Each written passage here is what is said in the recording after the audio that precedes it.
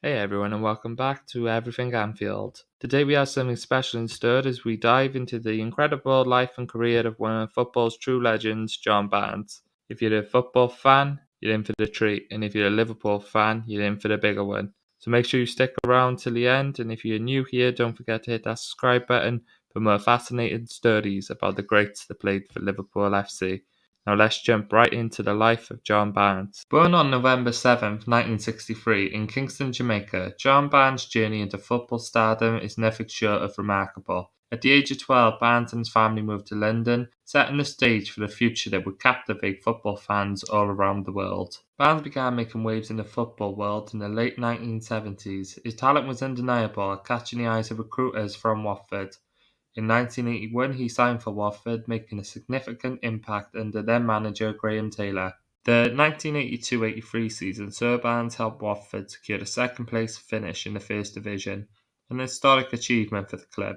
His skillful dribbling and goal-scoring prowess made him a force to be reckoned with on the pitch. John Barnes tells the incredible story about how him and his family was only meant to be in the UK for 4 years and never dreamed about being a professional footballer. 6 months before him and his family was meant to return to Jamaica, a taxi driver had seen him play and told a scout to come down and watch him play. Without that taxi driver, we may never have known about the name of John Barnes. On the 12th of June in 1987, John Barnes made his high-profile move to Kenny Dalglish's Liverpool for a transfer fee of £900,000. He went on to become one of the club's most iconic players. His partnerships with players like Ian Rush and Peter Beardsley contributed to Liverpool's domestic and European success. His first game for the Reds was on the 15th of August 1987 in their 2-1 league win at Arsenal at Highbury. After 9 minutes, Barnes and Beardsley combined to set up Aldridge to score. Barnes' first goal was on the 12th of September, beating Oxford United 2-0 at Anfield. In Barnes' first Liverpool season, they won the league title, remaining undefeated for the first 29 games of the season. Barnes scored 15 league goals in the first season and was only second to John Aldridge. Barnes changed the style of the Liverpool team from one that passed the opponent off the pitch to one that dribble past them. In the book The Liverpool Year, which was Dalglish's very own diary from the 1987-88 season, the Scot reflected on the capture of the England star. In his note from Tuesday, the 9th of June 1987, he wrote, "I returned from a family holiday in Spain last Saturday. Our chief executive, Peter Robertson, had phoned me there with the news that John Barnes wanted to join us. Some people seem surprised that a player with such obvious individual skill as John's should come to a club like Liverpool, whose success has been based on teamwork, but I think he will complement us and vice versa. I have admired him for a long time. We know he had the speed and ability to go past people, and not only is he one of the best, if not the best crosser of the ball in British football, he will contribute a great deal to the team. He's never shy of going back and helping out in defensive situations, and of course, at set piece he can be a menace to the opposition. John had always impressed us as an opponent playing for Watford. We had always enjoyed and admired his performances. There is no doubt in my mind he has the attributes to improve our team, and in turn he can learn things here." In the 1980s and 1990s, racism was unfortunately like a cancer in the game of football. Barnes was no stranger to racial abuse from both fans and fellow players. Despite his extraordinary talents, he had to endure slurs, taunts, and even banana throwing incidents on the pitch. An interview with The Athletic, Barnes revealed he received hate mail, and he'd sometimes spend his evening reading letters. One read, "You are crap, go back to Africa and swing from trees." Barnes also recalls his first Merseyside derby, an occasion where fans in the away end sang "End Pool, End Pool, End Pool." In his 1999 autobiography, Barnes remembers other messages like "White Power" and "Liverpool are white." He says he expected it, partly because some people thought Liverpool was his second choice, but also because of the history of the city, which had been grown powerful through the slave trade. It was a place where race was still an issue, and the 6% of black population was rarely reflected at Anfield or Goodison. Barnes was fortunate because the stadium's famous Cop grandstand was closed for the first 3 games of the season because of a sewage problem. Liverpool had to play away. Had his debut instead been at Anfield, Barnes believed he would have been booed.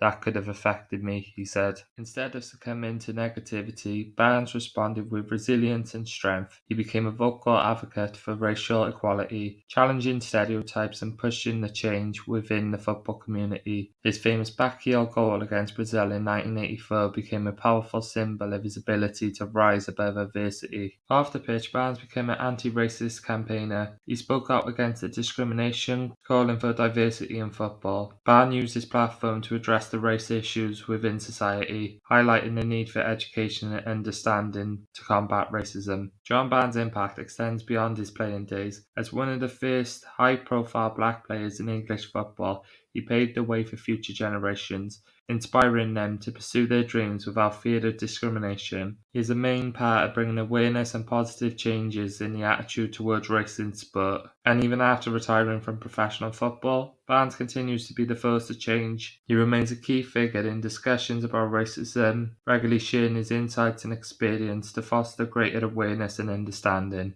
Barnes also left an incredible mark on the international stage, representing England. He earned 79 caps, showcasing his exceptional talent in the tournaments such as the UEFA European Championships and the FIFA World Cup, and is regarded as one of the best players to ever put on the England shirt. Barnes played in the 1990 title-winning side at Liverpool and scored 22 league goals from the left wing, the highest goal tally of his career. Barnes continued to regularly play for Liverpool and England into the 1990s. In 1990-91, he scored 16 league goals. Arsenal were league champions in the season of Kenny Dalglish's resignation and replaced by Graham Souness as manager. Souness later stated in an autobiography that Barnes, due to his injuries, was now taking a less demanding central midfield playmaker role as opposed to a goal-scoring winger. Despite the effects of the injury, Barnes was still regarded one of the club's and country's best players, and Souness noted that Barnes retained his quality on the ball, using it well and very rarely losing possession. John Barnes later commented on his change of role, saying, "I moved into midfield because I ruptured my Achilles tendons and couldn't run anymore.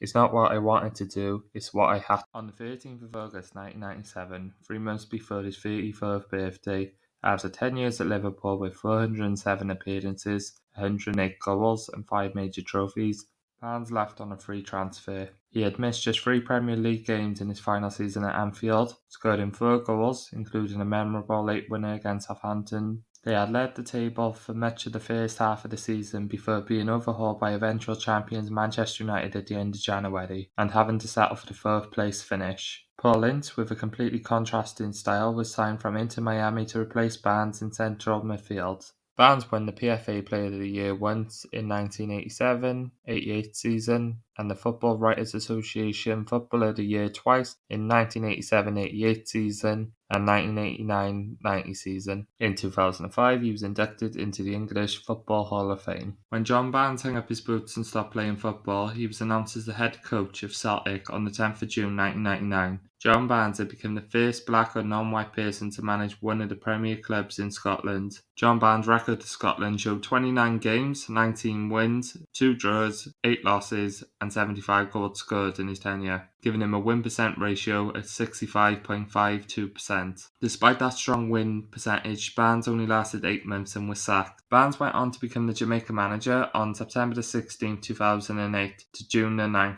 2009. In a podcast called Up Front with Simon Jordan, he talks about how he went to manage Jamaica because he felt it was the only job he could get at the time because of the colour of his skin. After a good run of games with the national side, Barnes was officially named the manager of the Tranmere Rovers on the 15th of June 2009. He got off to a disastrous start, with Tranmere only winning 3 of their first 14 games. John Barnes was also the author of the book titled The Uncomfortable Truth About Racism. The book was published on the 14th of October 2021. This powerful book has some great reviews. This book feels uncomfortable but important too. Passionate, controversial stuff, The Observer stated, and brilliant written, an important book by Jonathan Ross. John Barnes is a man of many talents and also has a #1 music hit to his name called World in Motion with the band New Order. Barnes delivers a rap that has gone down in history as iconic with England fans. Peter Beardsley had commented on teammate John Barnes and saying at the end of the 1980s he was the best player he'd ever played with bar none.